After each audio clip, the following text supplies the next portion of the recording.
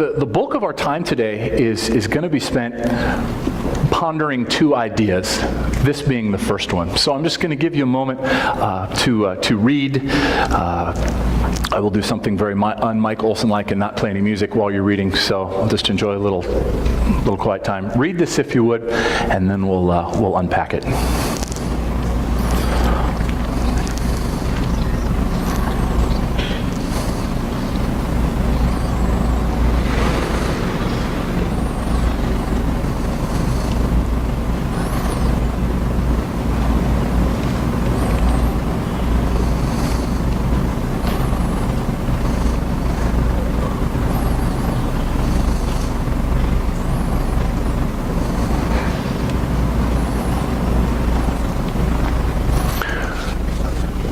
One of the things that I thought of when I first read this, it took me back to when I was teaching relationships years ago, and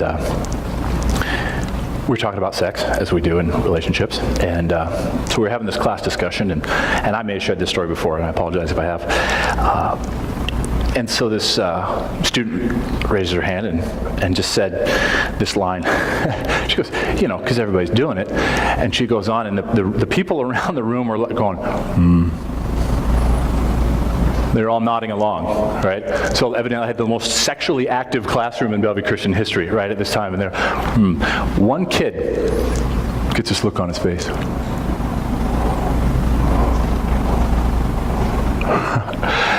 And I looked down and I said, Nick, what do you got? Is everybody doing it? Because I'm not doing it. And then the second wave of thought went across the class because people were like, "Oh yeah, I'm not doing it." Right? Then they started looking like, "I know you're not doing it." All right. So anyway, and so it was this like kind of splash of water that made people think for a second, because what they'd done is they just kind of blindly accepted, evidently, what is true. And they just were kind of going along, oh yeah, and they hadn't really thought about the fact that no, this isn't true for me, and even if everyone else is apparently doing it, I don't have to do it, right? And so I love this post because it was that same kind of idea of like,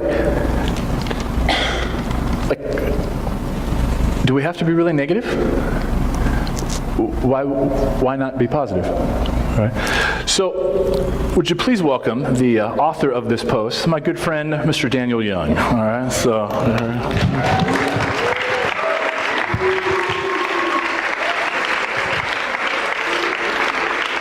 Hi.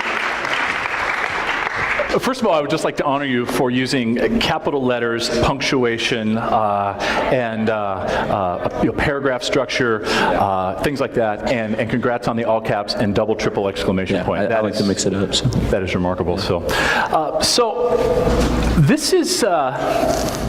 It took some courage, right, to put that out there. A lot of people use Facebook to post pictures of their cat or their food, or try to be wise about something. That was not a random post. I read this as like you finally, it's like, dang it, I need to say something about this. So what was behind this post? What prompted it? Okay, so I was first day of school, got home, no homework or whatever, so I was just looking through Facebook, and I saw like 10 or 11, the same thing, different people, different schools that are, a whole year left and all this stuff, and can't wait for it to be over. And I was just thinking about the last year. And I thought about it for a while. I was like, I remember maybe a solid 10 or 11 days that I feel like were important from last year. And were those chapel days? Was that? No, okay. Anyway, sorry. I was But yeah, I remember, those significant days, maybe 10 or 11 total, out of 365. And I thought, there's got to be a reason I'm here at BCS, come here every day or whatever. Mm-hmm. And I don't know, I just got so fed up with like my attitude towards it. I come here every day, I complain about, oh, this class is boring and the schedule is weird now and I hate all this stuff or whatever. And I realize like it's easy to do that, but like how much better would this year be if every day I did something meaningful, if every day I, just try to make it important. So,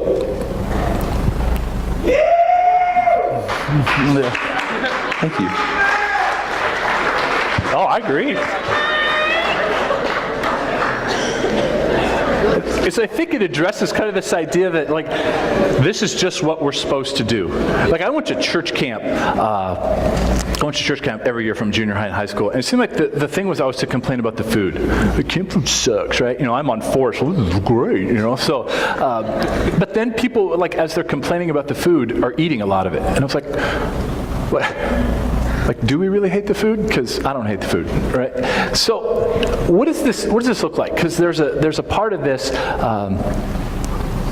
First day of school, first week of school. We're coming off of summer, so it could be easy to leave this out in the positive clouds somewhere. What does this look like for you? Because people who know you're not a rah-rah guy per se, but what does this look like in your life? Well, I think it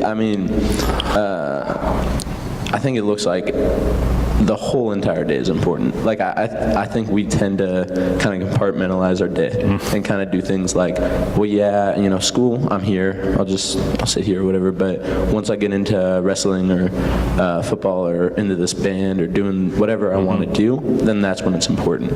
And I think it's kind of like, you're wasting 6 hours of your day if you're doing that. And I think I heard this thing somewhere that there's, 86,400 seconds in a day or whatever.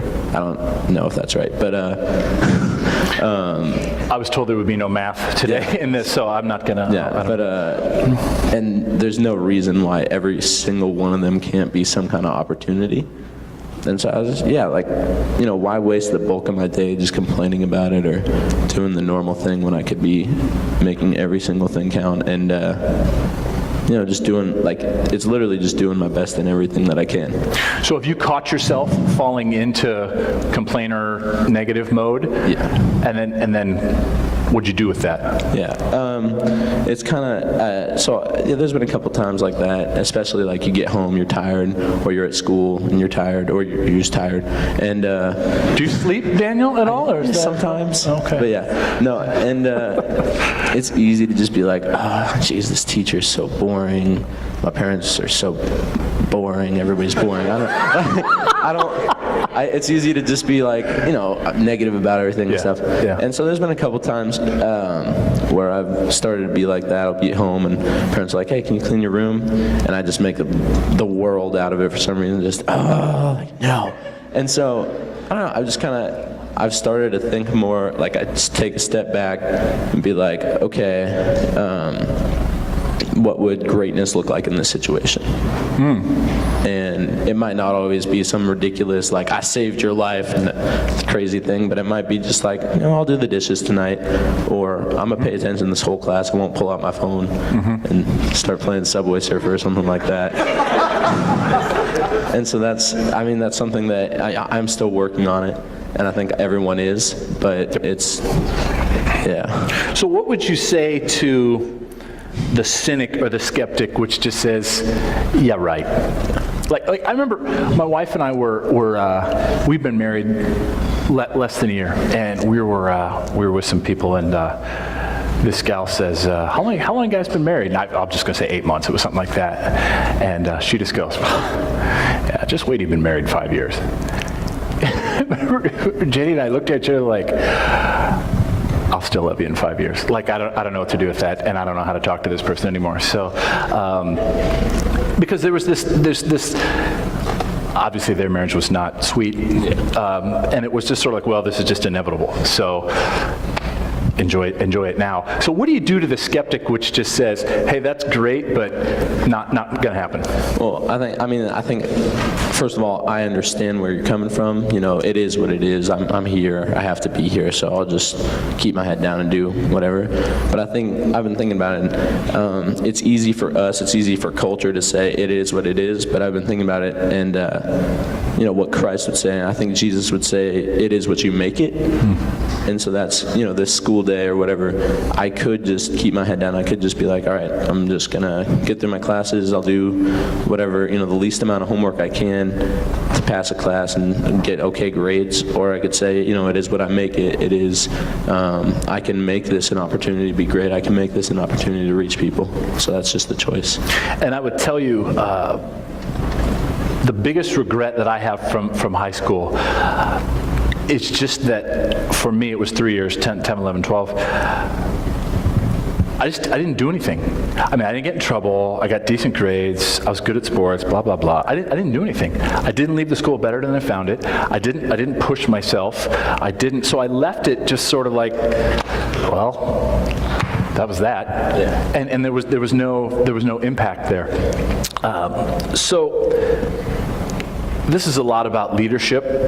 So as we land the plane here, again, you're not a cheerleader for all this stuff, but what type of leadership are you trying to offer? When we get down at the end of the day, so let's say you and I are talking, it's about end of the year, mid-June. We say, okay, Daniel, you and I talked in front of the entire school on September 17th. Okay? What have you left behind you this year in terms of leadership? And I'm not trying to put you on the spot, and I'm going to say this to them for you. This is not an attempt to make him Saint Daniel, all right? And I don't want you to all look at him in a way like, I'm waiting for negativity, like I'm like waiting for fall or something like that, or to think that Daniel is all of a sudden Mr. Golly G here, although I would like to see that for a little bit. But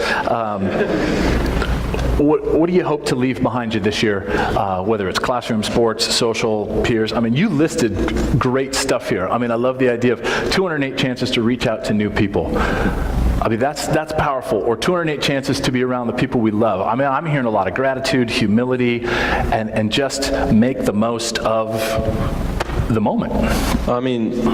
Like with this, I could tell you that I want to win state in wrestling, and I want our football team to win every game, and I have goals and stuff. But I think the best way that I could sum up like how I want to, be a leader and how anyone could be a leader is just how I live, how I do it every day. Because if I tell you, hey, I'm going to run a marathon or whatever, and you should too, and then I just sit here and I keep telling you that, and I'm eating Cheetos or something like that, and I'm like, no, I'm going to run a marathon. Haven't trained yet, but I'm going to run a marathon.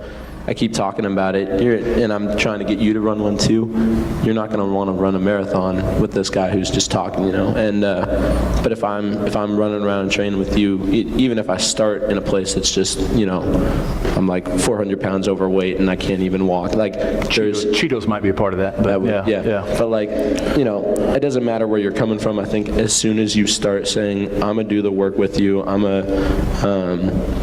I'm working as hard as I can to strive after this. I'm not perfect, I'm not fast, I'm not good or whatever, but I'm running with you and we're gonna get this marathon together.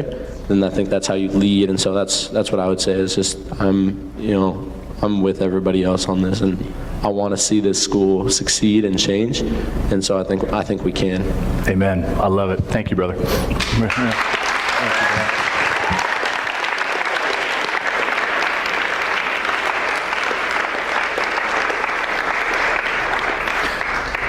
We're getting away from school themes, and this is our verse this year as a school, and I love this verse. This is a verse that I have always gone to. It's always been highlighted in my Bibles. Hebrews 10:24 says, "And let us consider how to stir up one another to love and good works." The Message says it this way: let's see how inventive we can be in encouraging love and helping out. There's two parts to this. There's obviously the idea of helping out, the part of doing good deeds, of loving one another. And love is really hard. Right? Love is not ooey gooey. Love is a choice to put others before yourself wherever you are and whatever you're doing. It's not about you. But this idea of pushing each other to do this. And I love the idea of lead by example, right? Because at the end of the day, I hear what you say, but give me something to follow. Give me something to follow. I think about my dad. My dad is pretty quiet, kind of cerebral, and I don't remember I don't know if I remember him telling me anything. Like we had one of those moments. I remember the sex talk when I was 12, but that's kind of a nightmarish situation, so I don't really consider that. But I've watched myself now at age 42 becoming more and more like him, because he gave me an example to follow. He went first. So in terms of leadership and in terms of encouraging one another and being inventive, be creative with it, but do it. Jesus is really clear. If you really want to live, die to yourself and put others first. Make it your business to bless somebody else. I'm going to tell the 7th grade, or the junior high, and particularly the boys, particularly 8th grade boys, because 8th grade boys like to puff their chest a little bit. But I said, you have experience, you have size, you have all these things. You got a bunch of 7th grade boys that are just pretty flipped out about school right now. Make it your business to bless them. Make it your business to help them. That's how we become a Christian school. So find a way, class, practice, homework, just be diligent to do that. And do it on your own level, and then start to spread that out. If we do that, everybody wins. Everybody wins, all right? So that's the thought I'm going to leave you with, and the next several chapels that we're going to have are just going to kind of weave in and out of this theme, because it's always something you're going to be working on. Folks, there's no finish line. There's no cruise control and there's no finish line. These are things you're always going to be working on. Every day is a choice. And I got to the point now where when I wake up, there's this goofy little kid song that I sang when I was a kid, and it's like, this is the day that the Lord has made. We'll edit that out in the tape. But right, so that was the song. And I literally think when I say, okay, this is the day that the Lord has made. Like that's one of my first thoughts in the morning. All right? And one of my favorite phrases in Scripture is, for such a time as this. So yeah, you're here this year, right now, surrounded by 330 people for such a time as this. Okay? Do something with that. Do something with that. Okay?